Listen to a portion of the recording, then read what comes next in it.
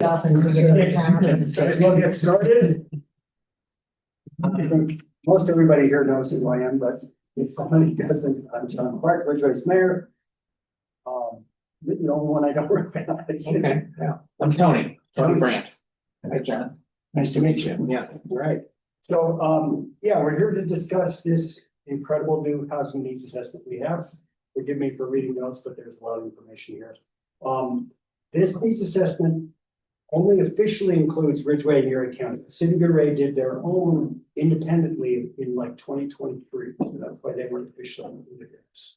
The last time Ridgeway had a housing needs assessment of any kind was in 2011. It was regional and it included San Miguel County and those municipalities as well as Erie County.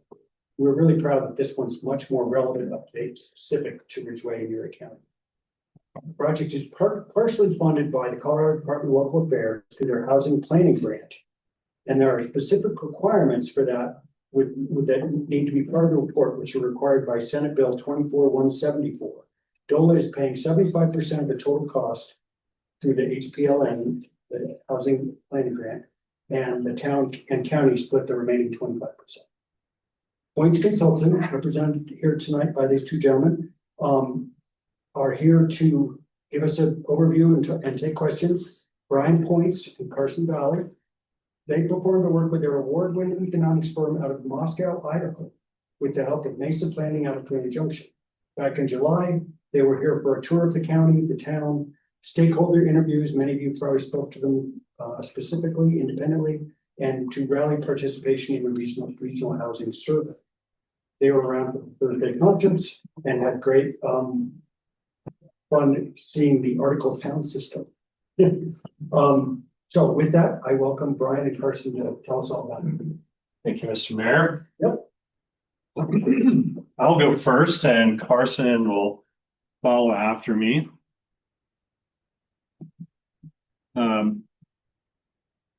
So I just want to start off with what are we trying to accomplish with this? When we do housing needs studies, we aim to do work that's very comprehensive and very helpful. So we want any of the housing related information or data that leadership of the town and the county would want to be available. And we also want to check the necessary boxes for DOLA, right? Both of those are not exactly the same thing because there are some things that towns may be like, hey, can we explore this angle? And we always try to say yes to those things. And then there are things that maybe aren't as interesting or you don't feel like you need to know, but we have to put it in there anyway because DOLA said that you have to, right? So that's kind of the dual objective. Mr. Mayor also noted State Bill 24-174 related to sustainable, affordable housing assistance. So there are particular things that we need to touch on because of that state bill. Quantification of existing housing supply, a housing forecast, an assessment of different affordability levels for housing, connection with strategic growth policies, and awareness of the water availability and or constraints of the community. We've touched on all of those things here. And lastly, before I jump into this, really, I just want to say that when we come into new communities, we don't really know what we're going to expect in terms of who are we going to work with, what's the community going to be like. We get a sense from it from looking at census data, but we're topical experts. We do this in a lot of different places. We hadn't been to Ridgeway before. So first off, it's a wonderful community. We like it a lot. And it's a very challenging housing market, as some of our statistics will indicate. But we're also impressed with how much work the city, Angie, the county, Mark, what they've done. They've used every card in their deck so far to help out on the housing situation. So kudos to what they're already doing. And we hope that we're just going to further enable that. So this is our agenda. And as you review this, I just wanted to note something else related to terminology. When it comes to housing, there's a lot of acronyms, there's a lot of specific terms. Folks like us can fall into the habit of just kind of spitfiring acronyms out because we use them 100 times a day. We're going to try not to do that. We'll try to break down the terminology, but also be aware that it's we also didn't come up with these terms for the most part. So we're saying things like AMI and single family, that type of thing. These are terms that have been long established by combination of the federal government and banks and real estate people. So they're really the best terms for it. But I do sympathize if you can't precisely follow along with everything. So you can ask for clarifications from us as we go. And on that point, we really want to answer all of the questions, but we also want everybody here to be able to hear the majority, if not all of the presentation. So if you have a question, a deeper question about what about this, and is that really going to work here, those types of things, we can talk about those at the end, which is perfect because that's right after our recommendations. But if you have clarifying questions, that's great. We can take those anytime. Just let us know. This is our team. We're all based in North Idaho and Eastern Washington. So I just like to give acknowledgement to the whole team, especially to Carson and Robin in this case, who've shouldered a lot of the work for community engagement and report writing and analytics. And also Ty Johnson, our local friend, who's a planner based in Grand Junction. He's been very helpful to us as well. Relevant project experience. We're not here to talk about ourselves. We just want you all to know who we are and establish our credentials. We've been very busy in Colorado. You can see that here. A lot of communities in the Western Slope in particular, but that's not the only place we work. We've also done housing study related work in Washington, Oregon, Alaska, Oklahoma, Missouri, lots of different places. So that experience is actually really helpful for us. It helps us cross-pollinate the good ideas and the good methodologies that are used elsewhere. So we try to adapt the best of what we find in each place and apply it to each of our projects. Project timeline. We've been working on this since late May, early June. You can see the things that we've been up to since that time and the times we've been here for open houses and survey intercept work and that type of thing. Carson will talk a little bit more about the survey work here in a little bit. So to focus more on what's coming next, we are really in the last leg of this. I'd say we're like 90% complete.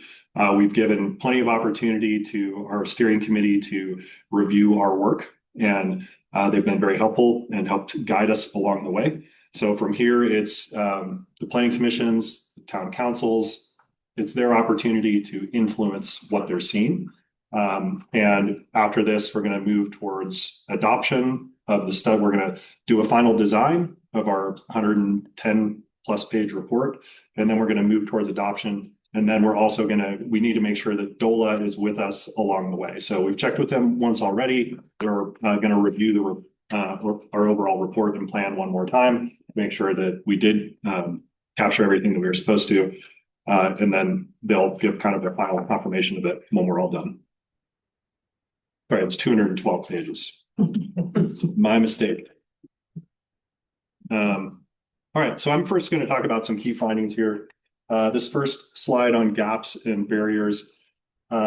This is going to introduce you to some of these few kind of key concepts, starting with area median income, or AMI for short. AMI is the federal government, particularly housing and urban development, uses that as its trigger to determine who needs help and how they're going to receive assistance. And it's done on a percentage basis. So when somebody is at 100% of area median income, that means that they're kind of in the middle of the distribution in a sense. Technically speaking, when we are using the AMI levels for this study, we're basing it on the region that HUD has defined, which is Ouray County. So that's an important differentiator that sometimes does trip people up because they'll see like, well, what did you use as the AMI? That's not what it is for the town of Ridgway.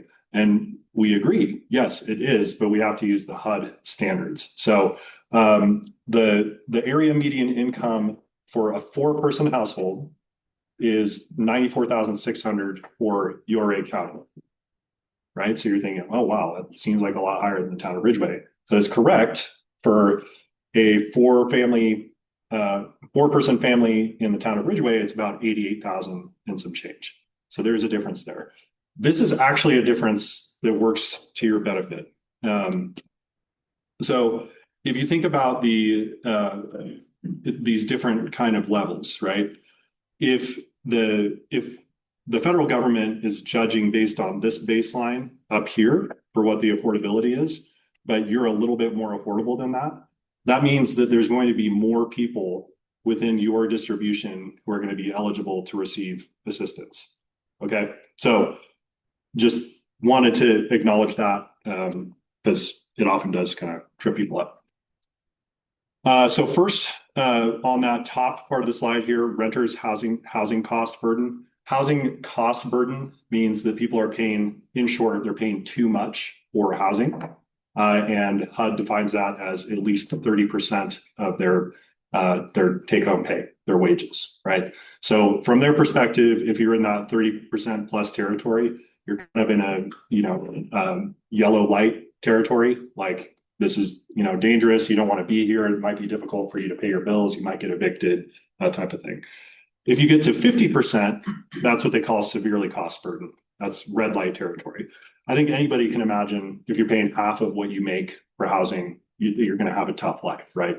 So those are the two kind of benchmarks that we count up here, and we show for Ridgeway, Town of Ouray County, and then for comparison, Colorado in the United States. So if we look at the town of Ridgeway, 42.2% of the population that's renters are cost burdened, which is, as you can see, pretty high, right? It's a lot lower in Ouray, probably because they have fewer rentals, and also that's a smaller data pool to pull from. So that number is higher than Ouray County, a little bit higher, a little bit lower than Colorado, and a little bit lower than the United States.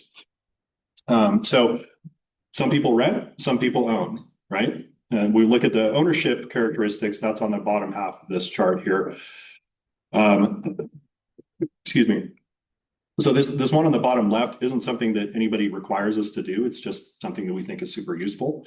We want to say, who is actually going to be able to afford a home according to current characteristics? So we look at current median home cost according to the MLS. We look at the current median household income, and we look at the current lending environment. Like those are the three kind of basic ingredients that we look at. And then when we look at first-time home buyers, we add in one other dimension there, which is we isolate people, the income levels of people who don't currently own homes, because that tends to be lower, number one. And number two, they don't have the equity to bring with them if they wanted to go buy a different house. So they're actually in a more challenged situation. So now that you understand that, I think you can relate to why this chart is so high. Like, according to our analysis, literally 0% of renters who reside in the town of Ridgeway are able to afford a home, who haven't owned a home before. Literally 0%. I've never seen the number that high. Maybe there's a person here or there, but that's the truth of the matter. So what does that mean? Well, they're probably, they'll live elsewhere. If they are going to buy a house, they might go elsewhere to buy it. Maybe eventually they build up enough equity that they can move back. Maybe they don't, but that's the reality of the situation you're in.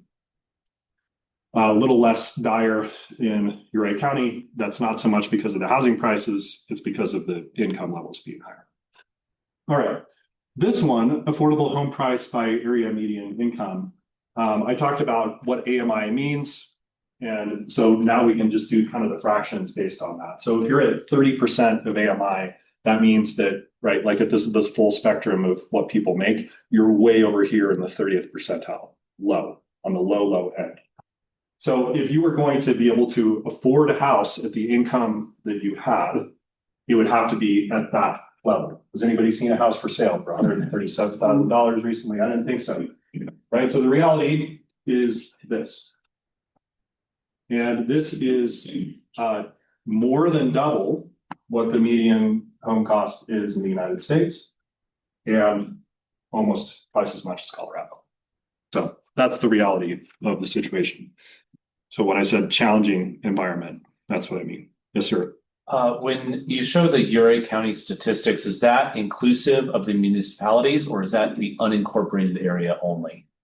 It's inclusive of the municipalities because it doesn't report it in such a way that you can just look at unincorporated. Okay. Yeah, good question.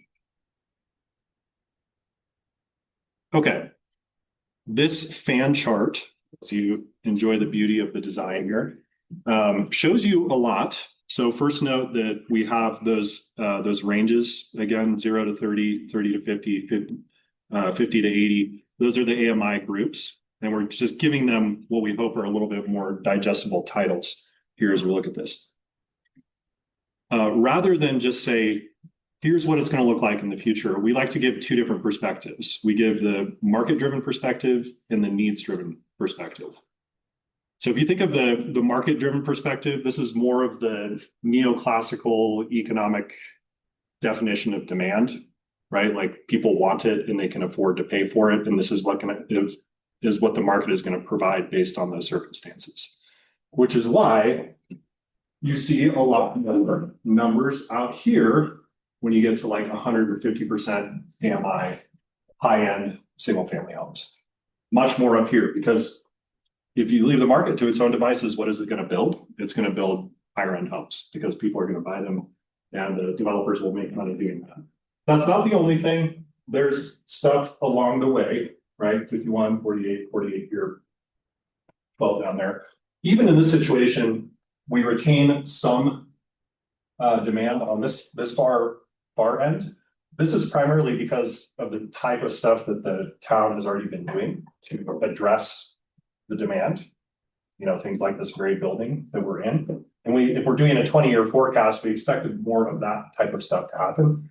And honestly, frankly, if you don't have it at some degree, you just will cease to have any form of functioning economy, because nobody will be able to work at the businesses that exist. But then we switch to the needs-driven perspective. In this case, we're looking at what can people afford without it breaking the bank for them, which is a very different. So we've taken two constraints from this model that didn't previously exist. One of them is we're going to make sure that people are not cost burdened. And the second is that we're going to make it affordable for the people who currently live here, right? Because again, with this model, in some sense, that model doesn't really care whether, 50 people move out because they can't afford it and 100 new people move in, right? But you actually do care about that as community members, so it's important to acknowledge that. So what we hope you get with this dual perspective is meaningful information about both of those things. I think if you're a resident who's, a developer, a real estate investor, a construction worker, somebody who just owns land and you're like, what can I do with it? It's important to know this, right? Because this is kind of telling you this is what the market is going to want. But it's also really important to know as a community member and as planners within this community, what are you going to need to do to make sure that people aren't in an extremely difficult housing situation? And when folks like Angie go to the state and say, hey, we'd like grant money for this, this, or this, or when you go to, if at some point in the future, you get another affordable housing developer who wants to build a low-income housing tax credit type of property, they want to see this. This is the evidence that the demand exists, right? So both of these perspectives, I hope, are very valuable to you. Right, next thing I'm going to touch on is land capacity analysis. We did this both for the town of Ridgeway and for Ouray County. I'll walk through the flow chart first. So basically, and note that it says city and UGA. That's not exactly the situation here, but just set that aside. The point being that you have a certain kind of fixed area that defines your city limits, right? Not everything within that city limit can be developed for housing. We're just trying to figure out all the reasons that we can exclude things so that we can count what's left, right? So what does that mean? Some things are too steep, some things are floodplains. Some places are going to be planned for schools or playgrounds or things, that the town government may use. So we take all that stuff out. We're left with a certain amount of acreage, and then we apply the assumed density.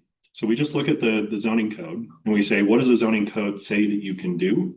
We don't look at the maximum because it's usually not the maximum. We look at what's probably going to happen based on existing land use patterns. And then we forecast that out. And that's how we come to the conclusion that we have.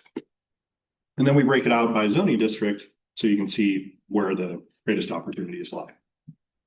So in the town of Ridgeway, the low density residential district, or the R district, you could fit another 366 units within that alone, or 630 units total if you look at all of these. Again, assuming existing zoning. This could change. You could actually increase that if you do some different things with zoning. The principal thing here is that it's not what I would call a binding constraint, because when Carson conveys the housing forecast here in a minute, he's going to show that the housing forecast number over the next 20 years is actually lower than what this amount of available land is showing. And the same is true for the county. So if we do the same math and look at the very low density 1 per 35 and all the other types of things that exist, this is what you're left with, maximum of 1,200. Important to note too, we're not saying that this should happen, right? We're just saying what could. We're just forecasting out the numbers. We're not saying that's the ideal situation by any means. So nobody from the county come to the conclusion that we're going to advocate for something on every housetop. Yes, did I say something wrong? Well, you're just using a scary word, which is the word forecast. Right. Forecast means we think something's gonna happen. We don't think there's gonna be 1,200 housing units built in the county in the Right. next 40 years. That's just purely what could happen based Right. on existing We zoning. would actually say that it should not happen. Yeah, We're just saying that, according to, if you play out all of the data, that's where it would go. So, all right, with that, I'm going to pass it over to Carson, who's going to talk more get further into the details on the data. Before I do that, is there any quick questions that I could answer about clarifying things? Yes, sir. On AMI, that's net earnings, is that the way you would interpret it? No, it's not like It's not gross income? AGI. No, it's not like what you see on your taxes. It's just AMI, area median it's income. like your salary. Gross, yeah. So it's gross. Yeah, gross. Yep. You underwrite. Thanks, Brian. Yes. I'll start off by going back to one thing just a second here. So this is the housing needs by AMI, like Brian talked about, all of these things. And this is built from our forecast. I don't actually have the population forecast on the slides, but since Brian said I would talk about it, I won't make him a liar. Oh, I'm sorry. It is on here though. Yes. Yes, so putting these numbers together, and one more thing, this is for Uray County in total, the whole region. And so if you add up all of these numbers together on both either the market driven or the needs driven, you should get 375 housing units. And that's our kind of our high end potential growth scenario. And what's that? It's over 40 years? 20. Yeah. So and then if you back that out, we use our population forecast to come up with this number. If you back that into the population, we project the county to grow by about 550 new residents in the next 20 years. And that's based on a couple other trends that I'll talk about here in a moment.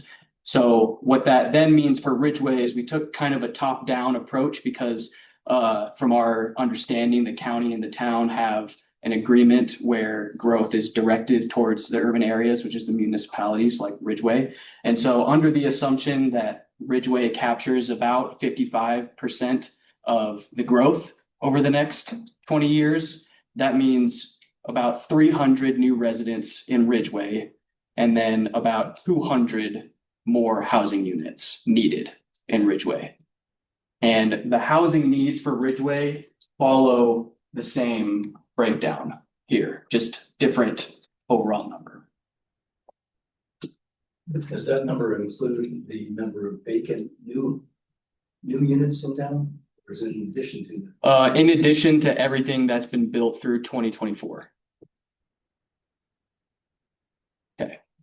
So as Brian said, I'm gonna go through some of the important data that kind of brought us to those key conclusions, and then move that into our survey highlights and then some recommendations that we had for you all. So going back, so we have our population growth trends for the county and for Ridgeway. And so these are the key components that we used for our population forecast that I just talked about a moment ago. And so, as you can see from the table in the chart here, the region has seen strong growth over the last 10 years. In fact, 13.6% growth for the county overall. And then, as you can see from these numbers here, Ridgeway has accounted for just over 50% of that growth in the county overall over that 10-year span. And so, looking at Colorado and the United States for comparison, the county is on par and actually faster growing than Colorado overall, and in fact, double the rate of the United States. And so, to the components of population change, this is mostly driven by in-migration. And that stems from the fact that the county is a little bit older, skews a little bit older than Colorado and the United States in general. So you're going to see less natural change, like less births than deaths. Sorry to get morbid there, but also good to note here on these trends that from IRS data, we can tell that the households that are moving into the county report greater incomes than households moving out of the county, and also greater income than households that are staying within the county. So when you have a lot more income coming in than those going out or those that are here, that really drives the demand for housing up. And because they can afford more, that really pushes the prices and the costs of housing up, just because it's all about ability and willingness to pay, and those people have more of both. So this is the current housing stock or the housing supply in the town and the county overall. So overall, the county, the housing stock is pretty singular. About 78% are one-unit structures in Ouray County. But then when you look down at Ouray and Ridgeway, it's a little bit more diverse. Only 60% one-unit structures in Ridgeway and 58% in Ouray. One thing to note, though, we got some permitting data from the town. Thanks, Angie. And so since the financial crisis, permitting of housing units has been pretty singular.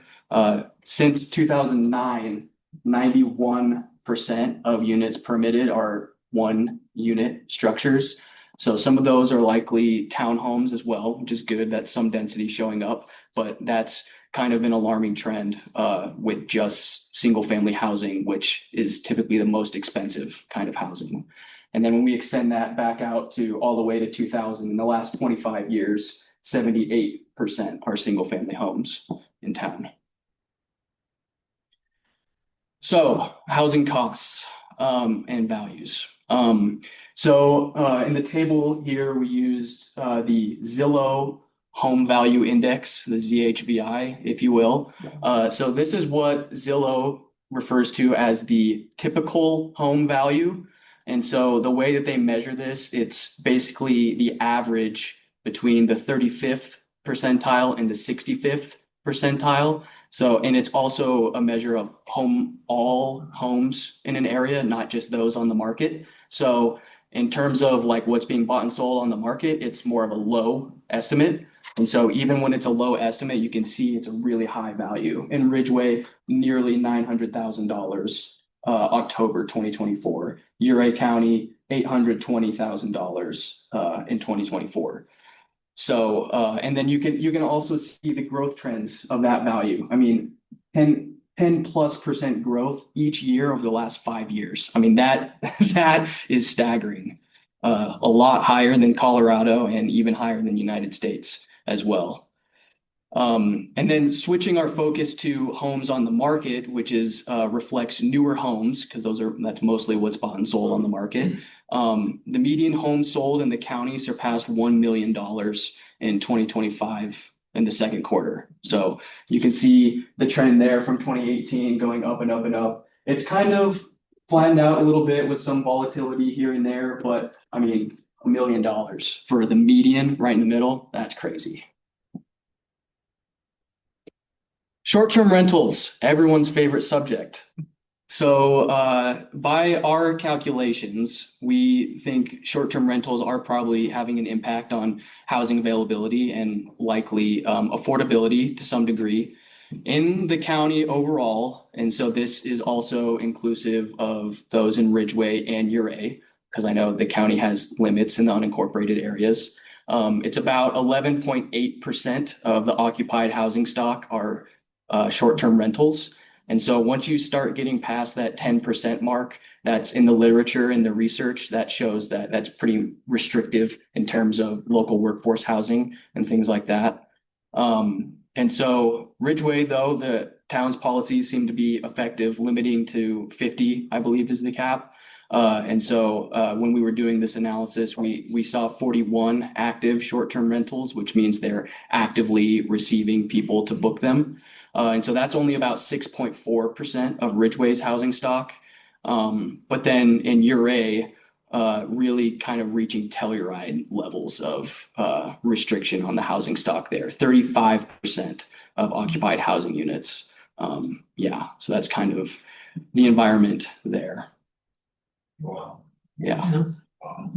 So Brian alluded to this a little bit earlier in our key findings, but this is where we're really going to get into the weeds on the connection between housing and local jobs. So in terms of affordability, obviously we've looked and seen, you know, a lot of renters in Ridgeway are cost burdened, and it's really, really hard to afford a house in Ridgeway and Uray County. And so you can see here on the right where Ridgeway workers live. Only 13.7% of people who work in Ridgeway live in the town. So that means 86% of the workers in commute, they do not live in town. And even when we look at, we take into account Log Hill, only 3.7 of Ridgeway workers live in Log Hill. So it's not like everyone lives out in Log Hill and then commutes into Ridgeway. Not at all. And the highest is up in Montrose. So, and then. Just where's the data from? Yeah, so this is US Census Bureau's On the Map database, tracks in and out migration and commuting statistics. Yeah, Trace? The 50% at the bottom, all other locations? Yeah, so that means like a lot of people, so you can see down here, the numbers are getting small and small. And so basically this is all the other places which could be unincorporated areas. Yeah, it's all added together. Does this include remote workers? I believe remote workers are categorized as like if they live and work in Ridgeway, then that's where they would show up. Maybe part of it. I think so. Or, Yeah. I mean, they might say if they're filling out a survey, I live in Ridgeway. I physically work in Ridgeway, but my company is based in Denver, Right. New York City.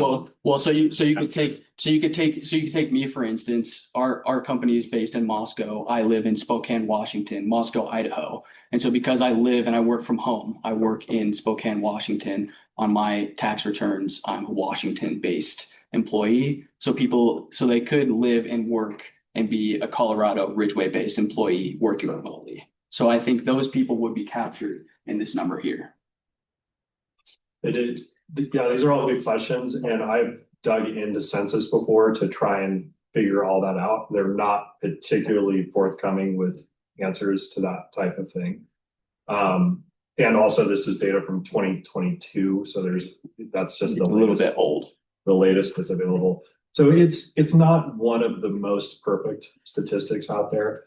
It probably, some of the distances that you see that seem kind of unreasonable are probably because people are like, yeah, report to this office here. I go there 3 times a week or once a week or whatever. Yeah, that's possible. Yeah.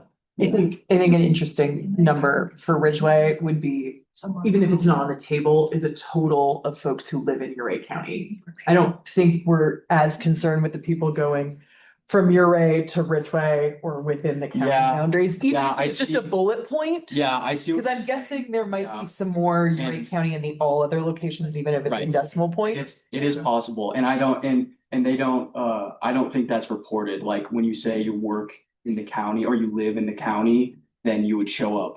over Yeah, there. I think that would be a useful number to put the rest. I mean, it's still gonna be a large Yeah. percentage that's not within the Right. county. Yeah. And so, anyway, so we don't have Uray on this table, but for them, it's about 90% of workers live out of Uray, so not in the city.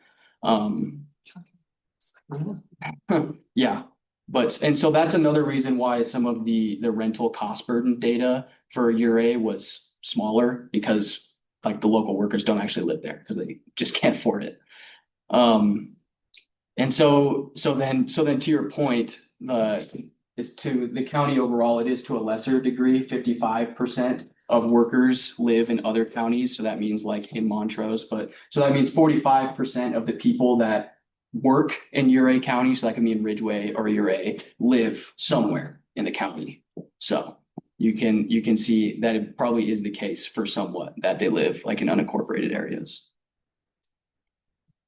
Okay, survey highlights. Some of this stuff was really interesting and the community was really responsive to the survey. So in total, we captured 364 responses, which is equivalent to 8.3% of the adult population at the time of our assessment. And so we're 95% confident that our survey reflects the actual sentiments and feelings of residents in Uray County, plus or minus 4.9% in either direction, based on the response. So the dates open was July 22nd through September 15th of this year, and we had lots of strategies for collection. We put out paid Facebook ads. It was posted on the county and town websites and their social media. We had on-site flyer posting when we visited back in July. Interviews with many of you here. We talked about the survey and tried to help get the word out that way. And then we were here for one of the summer concert series events. That's Robin there, looking very happy to collect survey responses. So one of the questions I chose to highlight was the perceptions of renting and purchasing in the county. And so the vast majority of residents feel that housing is expensive. And so when I say expensive, I mean this blue and this orange put together. So for purchasing, 91% of respondents feel that housing is expensive for purchase when they're looking to buy. And 82% feel the same way for renting. And for what it's worth, it's the highest rate for this number that we've seen in our work in Colorado. Usually it's more, when you combine it, it's like 70 to 75%, so significantly higher. And then less than 5% of respondents feel that housing is affordable, and significantly more respondents are unsure of rental costs. And so that's probably part of the reason why less people feel renting is expensive, because they don't know. So about 10% don't know for renting compared to only about 2% for buying. So also in the survey, we asked folks, should the housing supply increase in their relative area they were taking the survey from? So either unincorporated areas of the county or the city of Uray or town of Ridgeway. And so overall, the majority of respondents say, yes, the housing stock should increase in some way. And so when I say yes, that means I'm adding together this teal, the gold, and the black. Yes, yes, yes, just different ways here. And so when we dig into it a little bit more, a mix of housing types is most supported when we look at everything together. And then there are no major differences between the town and unincorporated county respondents. But you can see the county is more likely to be in this category where they support more houses, but more single family, low density single family, compared to Ridgeway on the inside, county on the outside. But the town, respondents from the town are more likely to say a more dense focus, 18% compared to 14% in the county.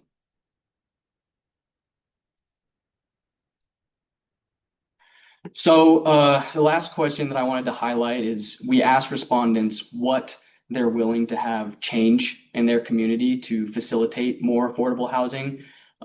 This is our first time working on this question, so the wording and the responses are a little bit janky. I apologize for that, but for affordability trends to change that we talked about earlier, there will need to be change, and so we're trying to gauge interest of community members on what to change.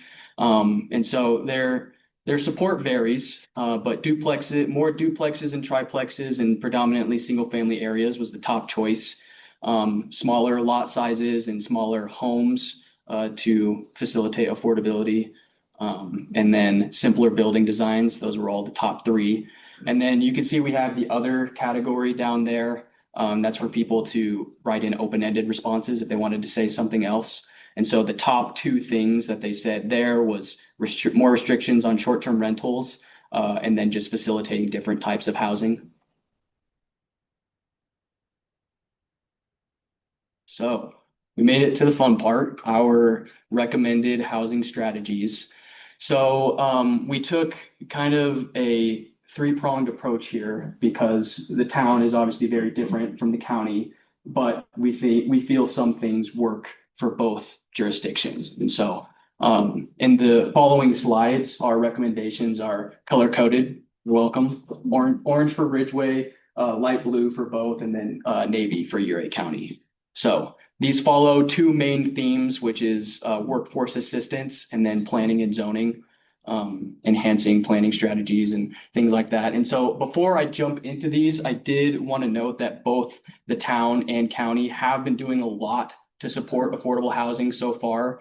And just to name a few, support of middle density units, duplexes, triplexes, townhomes, ADUs, support of ADUs specifically everywhere in the county and the town, any lot. And gap funding for affordable housing developments like here and Bellina Street, condominiums, and then reduction of parking minimums, inclusionary PUD requirements for the town, lodging taxes at both levels now with that are eligible for support affordable housing. And then just overall support and collaboration with the Housing Trust of Ouray County. That's really great. And so our strategies here are meant to serve as next steps in their joint effort to provide relief for local residents and workers. And they're really supposed to complement everything that's been done so far.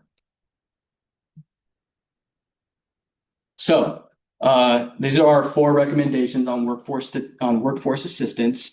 Number 1, we feel connecting workers to housing assistance programs or creating a dedicated rental assistance program would be particularly helpful in the town of Ridgeway, where a lot of workers struggle with housing affordability, as we've said numerous times here. But assistance is available at multiple levels. There's Colorado state programs. The Telluride Foundation has several programs. And making this information readily available and even like just sending it out via social media, town website, things like that can be really helpful because people don't always know what's available to them. But then Ridgeway also has access through their lodging tax. Right now, 50% of the 6% lodging tax is eligible for affordable housing assistance. And so we're kind of recommend to bump that up a little bit. Now go through the proper, feasibility. What would you not be funding to do that instead? And then look at the trade-off and decide, is housing and rental assistance or like ownership assistance in general, is it worth the trade-off of not funding some other things like tourism promotion? It's something to look at. So 1.2, adopt an affordable home ownership program. We think this would be good for both Ouray County and Ridgeway, and this can be done jointly. But a really good example here is the Summit Combined Housing Authority. They provide down payment assistance through a loan for their down payment assistance because, as Brian and I mentioned earlier, renters have a particularly hard time affording homes right now, especially because they don't have access to the capital because they've never owned before. And so this down payment assistance program can really help them get access to that capital to buy a home if that's what they choose to do, and then pay back that loan over time in line with the mortgage as well. So then, the Housing Trust of Uray County, funding specifically for them or, donation of property to them, and then deed restricting the units that are, donated or funding supported for, that can, really support permanently affordable housing units through deed restricting. And that can be done at different levels. It just depends, either, 120 to 150% AMI, or lower than that or higher than that. Kind of depends on who's donating the land and what the town and the county want to push and support more. A couple good programs of this is in Vail, the Vail Indeed program, and Eagle County Good Deeds. And so the deed restriction programs can take multiple forms, but particularly Vail's, they don't have a lot of strings attached to their assistance program. Lots of different people can apply for the deed restriction on their housing, and rather than needing to be within a certain AMI level, needing to live within a certain area, hold a certain type of job and that sort of thing. Whereas Eagle Counties takes the more traditional, like you have to be within this certain income group, you do need to have live and work in a certain area and that sort of thing. Moving on to 1.3 here, petition for Proposition 123 funding program AMI limit increase. So in the state of Colorado, counties are specified as either urban, rural, or rural resort. And Uray County is a rural resort county, and rural resort counties typically face higher housing costs because people want to come and live here. There are a lot more short-term rentals. A lot higher income people live in these areas for many different reasons. But that means that you need higher levels of AMI funding, such as like 120% AMI rather than 50 to 80% AMI. But through these Prop 123 funding programs, the state and DOLA only allow it to a specific limit. But they recognize that counties like Uray County need higher levels of assistance. And so they have a process where you can petition to increase the allowable income groups for funding and affordable housing. And so we've seen, current limits aren't high enough. And we can take the example of a local teacher in Ridgeway. We talked to Susan Lacey, and she said the median teacher earns about $65,000 a year. And so if this teacher, if she or he, they would land in the 90% AMI category. So that means they would not be eligible for assistance to live in this fine building here, which it's supposed to help local workers. So let's say this teacher, she has a partner, they're a two-person household, and they earn the same income, $65,000. This would put their two-person household in the 150 to 160% AMI level. And as we saw earlier, you still can't afford the typical home cost in the county. But that also means you're not eligible for current developments like Wetterhorn. Like you wouldn't be eligible for that, even though they're a local worker. Let's say this couple, they have a child, they're a three-person household, that still lands them above the Wetterhorn level. They would be 130 to 140%.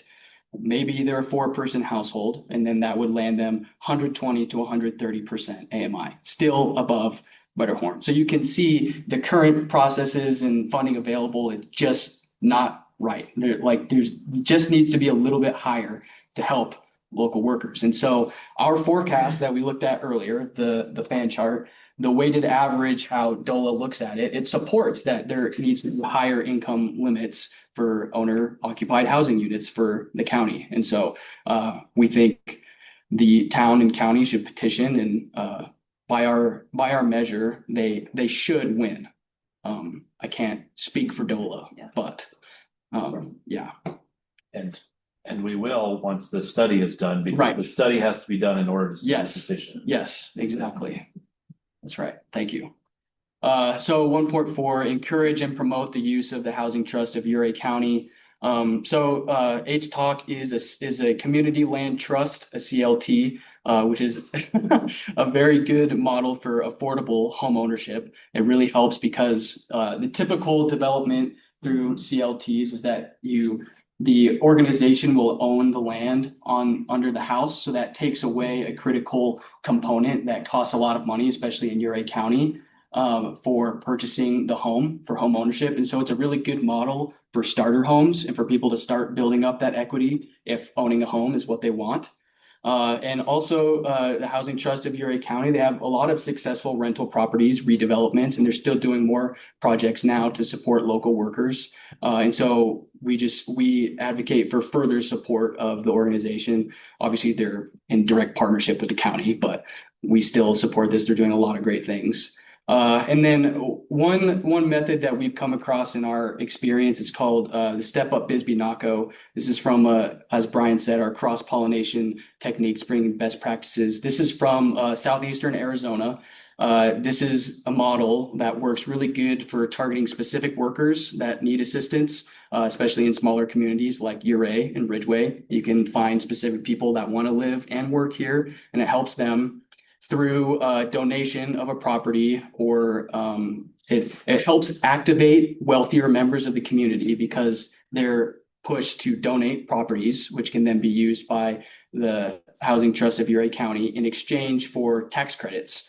And so this is a really good way to activate those wealthier members of the community. And then the home, once in some cases it's redeveloped, some cases it's just refurbished, it would be sold 20% below market rate. So that makes it a lot more affordable to local workers in the area. So moving on to some of our planning and zoning based recommendations.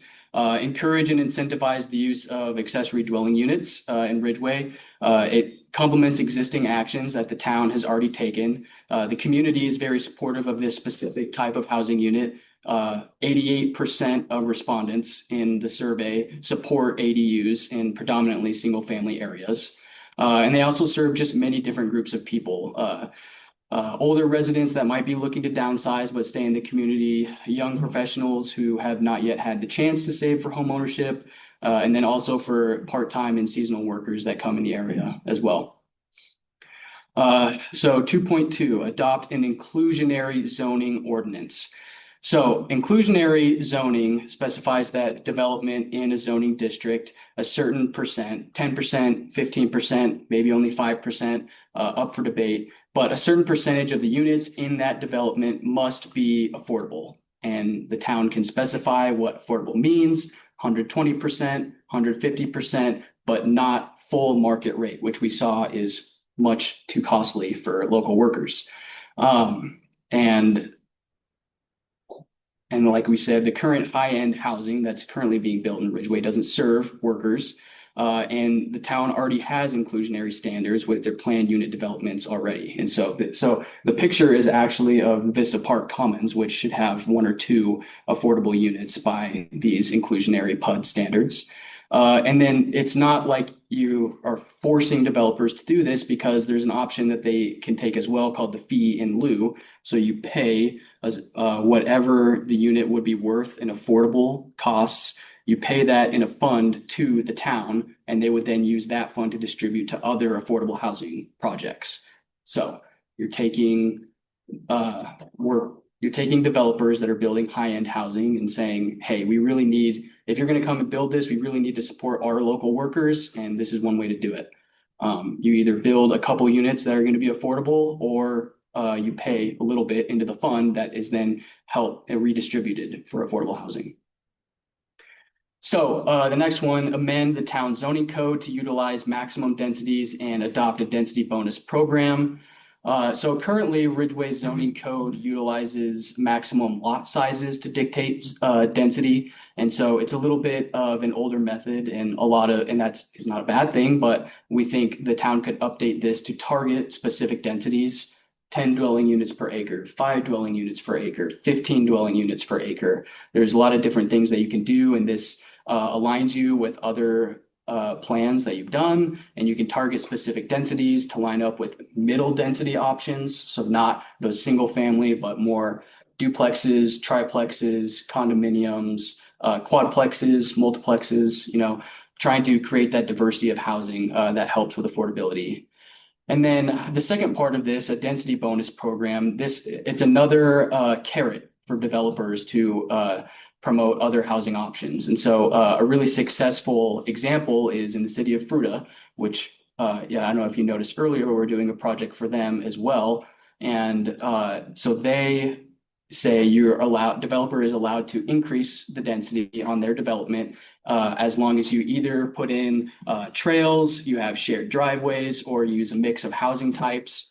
And so the carrot there for developers is that they can develop smaller unit sizes for higher density, and it is more efficient on a cost per unit basis for them. So they have lower costs, which leads to lower prices for housing units, and you can promote other kinds of housing types.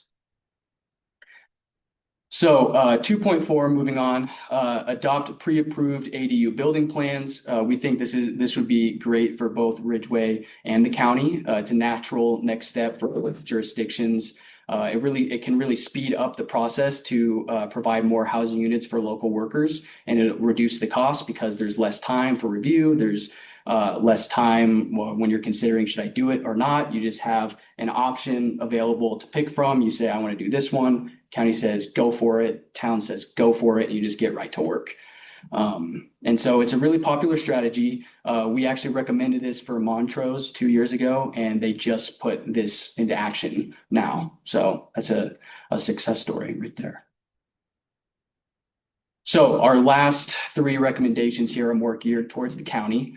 So 2.5, utilize a streamlined administrative review process to expedite development approvals. Right now, as we understand it, the Board of County Commissioners kind of has final say in yes or no, this development can proceed.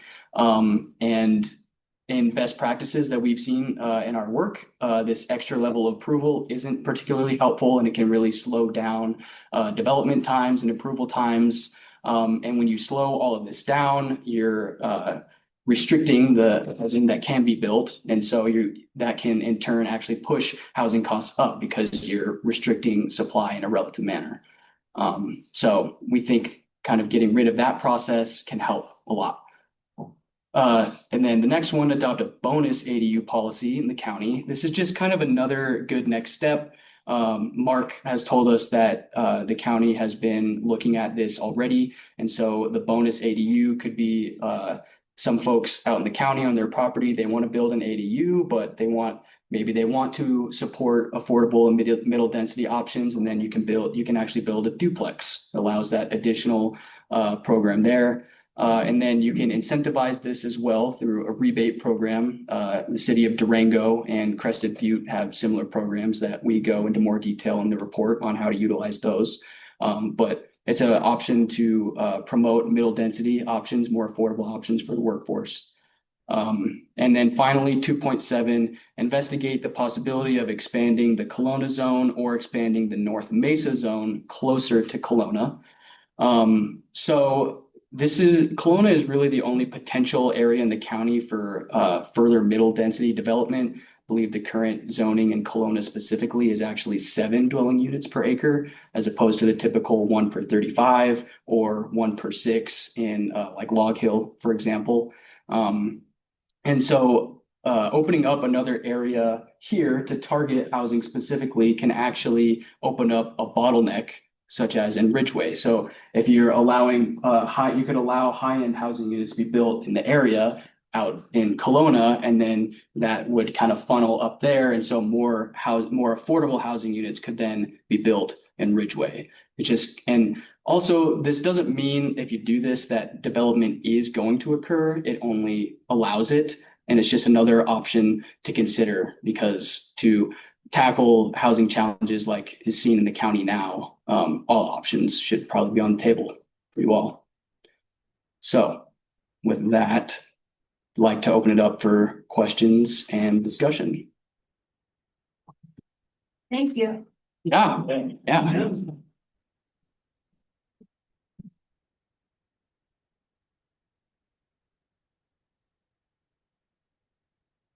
When I look at this figure 1 and we talk about the example housing types, given the affordability slide referring to 150 plus percent of AMI is high-end housing, where your 120 to 150 is market rate. This doesn't reflect Ridgeway, so does this skew our results here at all? I mean, it's the I think ideal, You but, have a good, I think what you're saying is that the term high end isn't really appropriate. and market rate isn't appropriate for 120 to 150. That's a good point. It wouldn't, changing the labels might help clarify, Okay, but it wouldn't change the methodology. okay. We actually, previous to this project, and we'd always stopped, we don't have it up there, but we'd always stopped at the 120. Mhm. Because of the circumstances, we actually went a little further with it. Yeah.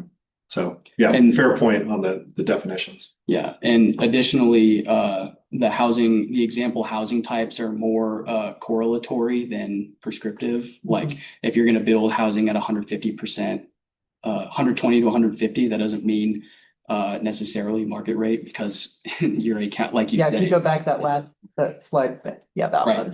Yes, exactly. That's exactly right. But they're more just example. It's not, we didn't build the forecast to line up with those housing types. We've done that in the past, but for this project, we felt like the affordability prescriptions and examples were more important. Okay. It's a little bleak. I don't know about that. If you don't know. But we already knew that. Okay. You guys aren't telling us that. Did you work with any communities, specifically in Colorado that worked with transfer taxes? No, we've not worked with communities that have transfer taxes yet. No, yeah, I think that's pretty popular in Telluride, I think. Yeah. We did talk about that. Our sense was that there's not really a will for that. It's not constitutionally allowed. So there you go. Unless you get rid of Tabor. It was economic. Oh, if you were grandfathered in at the time of Tabor and you had one then, you got to do it. But once Tabor passed in the early 90s, no more. What People constitution, The Colorado State Colorado State. Tabor. Yeah. Okay. But some people are talking about like a investment tax, investment real estate tax, or vacant property tax. You know, anybody that's- You could do a vacant and abandoned ordinance. There, in Bisbee, they are just pushing that through their planning commission and city council right now. Where, if you have, like, specifically for owners that have, that just left their properties and it's just completely dilapidated. And they're like, we need this property to become, to start generating revenue for the jurisdictions again. And we need this property for someone to be able to live in it. And so it incrementally places a fee on it to the property owner over time. Does that include structure or vacant land? Structure. Well, yeah, and Crested Butte tried to pass a vacant home tax a few years ago. We discussed it. As far as I know, no one in Colorado has actually passed it yet. So that would put us as the frontline community. I have seen it in, I think it was Miami, and I don't even know if it held up. And it was, yes, Vancouver, that was another one that I've seen. And it's someplace, San Francisco, yes, thank you. There's been a few cases where it's actually also been applied to short-term rentals because they weren't, They're not fully utilized. Yeah. And it would certainly It's cost some costs. possible. Bisbee's also next mining Mhm. community. So there are actually abandoned Right. work, There, yes, miners' homes. there was, yeah. It's changing, of course, to a much more gentrified situation, but it's not correlative to here. Not is right to Ridgeway for sure, specifically. Maybe there's a few closer in Uray, Right. but We yeah. do have some. There was a study out a few years ago that looked at vacant homes in Ridgeway. And, we were looking, it was on the order of like 80 to 90, if I remember that study. And I mean, those are homes that already have COs and all of those things, they might need repair, which is why we entertained the idea. And I'm sorry, I don't know you, but yeah, with the legal question, does Ridgeway have the resources to be the front line? That was kind of. Right. And so, and I don't want to put too much like pressure on the land capacity analysis, but we did identify properties that with their improvement values are lower than their land values, which is pretty correlatory to dilapidated units or structures. And so this is all mapped in the report, but this is where you would want to look the underdeveloped in terms of like where to look to redevelop properties. So what is underutilized then? So underutilized is where you have single family homes, which is a lower density, lower just higher cost than lower density than is allowed in the zoning district. So which is a lot of districts in Ridgeway. I can't or So it'd be like a Yeah. single family unit in a mixed residential yeah.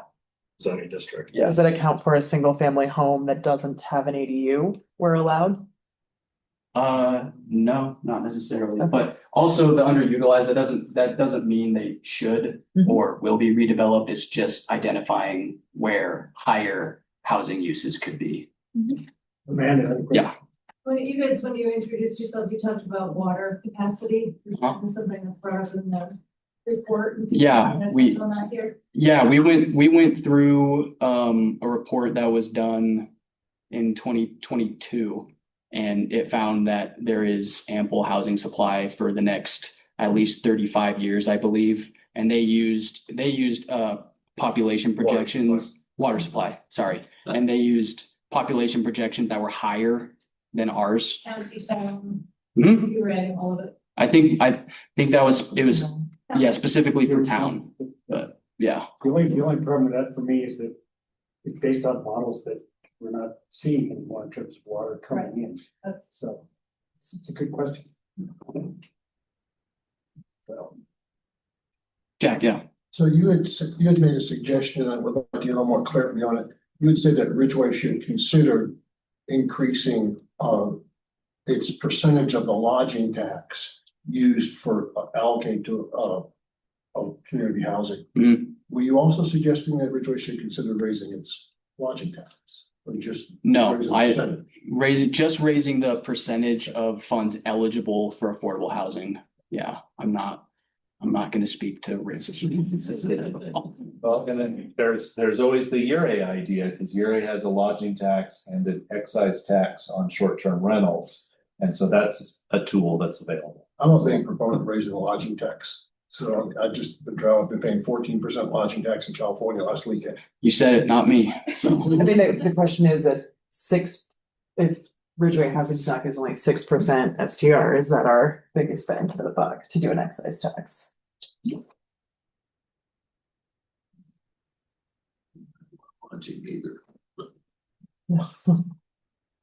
Other questions? I want to make a comment just on AMI. Yeah. It's here in Erie County, it's really broken because you look back at the history of how it was developed, and it sits on an assumption that the wages that are paid in the county are related to the cost of housing in that county. And that assumption is entirely broken here. As we saw, most people who live here work outside of the county. And then you've also got the theme, another big driver is you've got people who are retiring who have a lifetime of savings to purchase a higher cost home. And so that decouples the wages versus housing price. And then even further, remote work has pushed that even further out of whack. And so when I'm looking at these examples on the back here about, a bartender, actually, I thought that bartenders actually a lot of times make too much money to qualify at 120% AMI. Carson, can you go to help Jay? Can you go to that slide, the bar graph that has the AMI? It's one of the early ones. So I think that's really, there we go. this is, Jake, this really tells the story that you're saying. If you look at the AMI. And then you look at where we are, the highest, 160 AMI supports a 684 housing price. You're nearly 150,000 higher than that. That's It's not on the and left. this is also a low estimate Yeah. than homes that It's are, now $1 million. Yeah. And then you look at the slide on the left, literally nobody in Ridgeway can afford to buy a house that rents. And I think that the vitality, have you guys looked, can you talk a little bit about successful exemplars of people?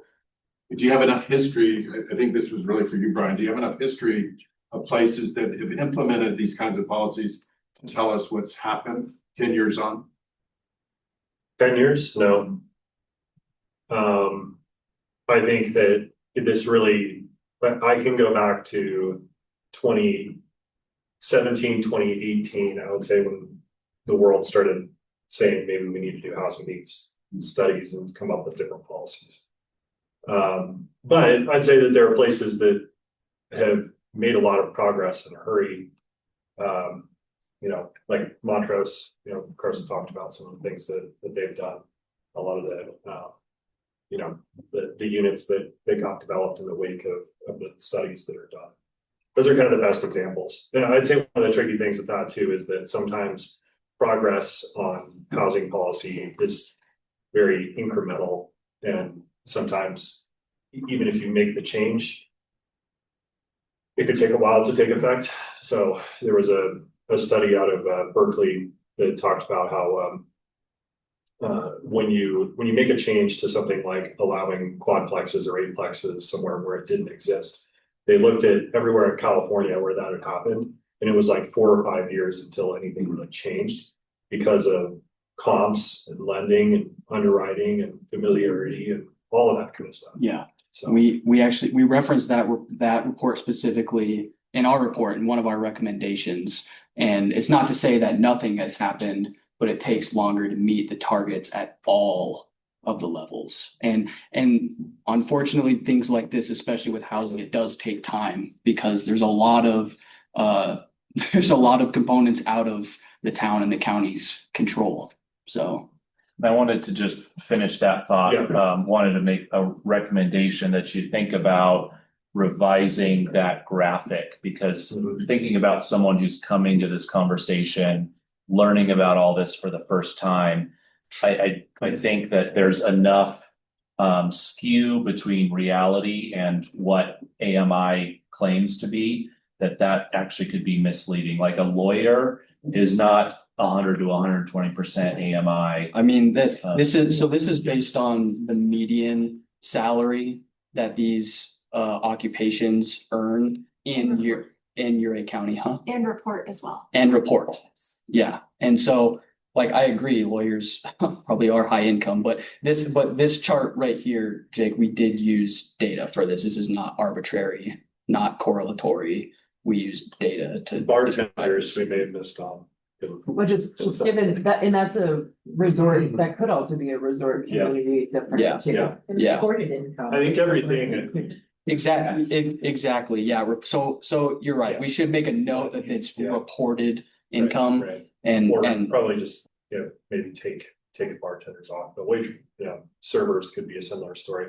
What you said is really good. I've never heard somebody say it that way, but decoupling really messes with the structure of AMI, which is not something I have control to change. You're just right about it. Like, right, nobody designed, the concept was designed with the assumption that there was a pretty good overlap on the Venn diagram between residents and workforce. It's never perfectly like that, right? But at least that it was pretty overlapped. But when you get to the point where they're like the links like barely holding on to each other, a lot of stuff just doesn't make sense. Did you guys have you ever seen any other solutions for understanding rents? I think the 10% of folks who are confused about what rents are is a really interesting piece, because as we talk about what do investors show up in our community thinking they can charge for rent? I mean, I'm sure we've all seen the posts with rents that we look at and think are absurd. well, How, have you ever seen any?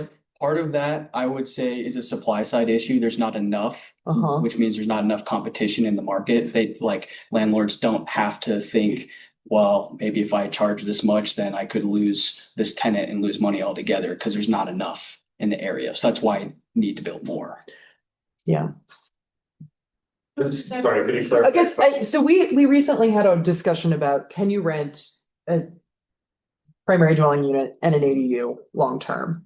And one of the concerns was, does that just invite outside investment that has no idea what the rental market is? Cause you look at that 820K number for a house for sale. And then what do you have to ask for rent? And is that coupled to these folks on the lower end who are renters? And I think it was really interesting with the survey showing 10% of people like, what is rent? Cause I think if we had real numbers, you would see a drastic range Yeah. of rent prices. Yeah. Stats always get skewed because you don't actually get comps, you know, where no Yeah. one reports what rents. Yeah. what actual Exactly. rents are on Zillow, you know, you don't get sold, Yep, so you don't get Yeah. closed yeah, data. And it's Yeah. it's not gathered by the typical open source areas because it's not a priority to them, but. We do have a section on rent trends in the report, and I would say let's see, the fair market rent from HUD is. In 2024, I believe it was $1,700 for a 2-bedroom. But that is severely low estimate for current market because it's the 40th percentile of the market. So it's probably a lot higher, and I would say it's not exactly correlatory to like what these people earn here. It's more of what they can Right. charge, because unless it's low income housing tax credit or subsidized by the town, or a property is donated to the housing trust and they redevelop it into a 5-plex, you know, and that's their mission. It has to be mission driven. If it's profit driven, then they're gonna charge whatever they think they can charge.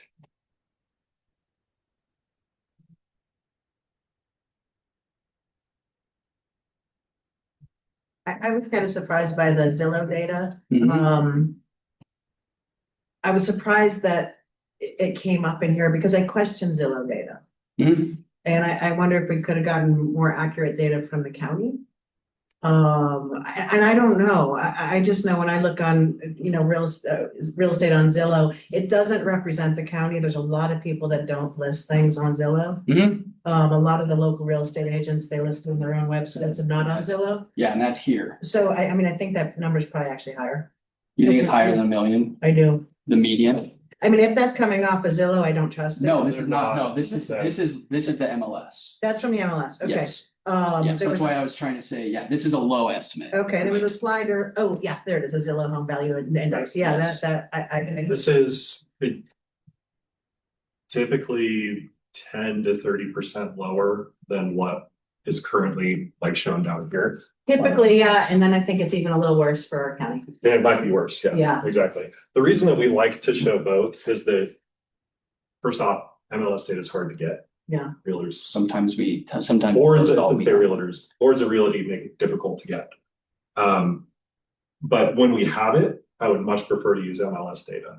But Zillow is nice for like, hey, we go to cross comparison across a bunch of different places for a long period of time. So it's helpful. I don't count on it so much. Could you go back to that? Sorry, well, I was just gonna say, like, for these, like this down here, we use the MLS estimate for that. Yeah, because it is more accurate. I want to support Teresa here. I mean, I've not trusted Zillow for a long time, and I use it in multiple states, not in Colorado. Only, so it's based in California, but I've researched in Texas and in Oklahoma and California, and it's not stuff. They put stuff up there that you call and see if it's for sale, and it's not even for sale. It's not there. It's Right. like a ghost listing. Right, well, they have like a formula to Yeah. put a value on it. We might switch. I found that realtor.com has a lot more than what I thought it did recently. So I So got you plugged into the MLS here. That worked out well for you. it did. Jack? Yes, thank you. Yeah, thank you, yeah. Yeah. You were the one who helped us. That's right. Yes. Oh, it looks like, So Lee, you can go ahead and unmute and ask your question if you like. Sure, it's not a question, more of a comment. I certainly know the need for more housing.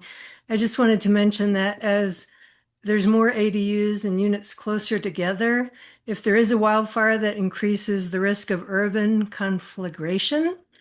And the Colorado Wildfire Resiliency Code will help somewhat with that as it goes into effect in 2026, but that's only for new construction. And I think a lot more could be done to encourage existing homeowners to do more wildfire mitigation. yeah, wildfires definitely, we had to research that a lot for, we did a little bit for this project, a lot for Woodland Park. And yeah, it's definitely a thing and something to consider when making these changes, but, yeah, maybe that can be incentivized to still be able to encourage middle density and things of that nature. Thanks. Yeah, thank you.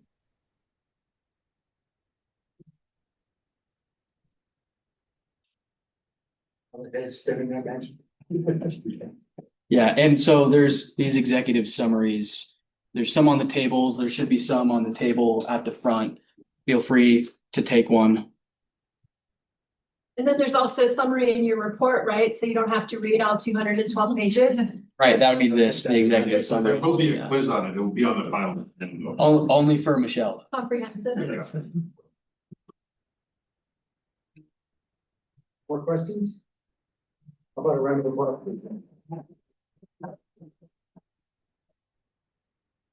Thank you everybody for showing up and hearing about this. Like Yeah. some people are directly involved, but not everybody. So thank Yeah, And our thank you all. discussion was a lot longer than like the 5 or 10 minutes we advertised that it would take.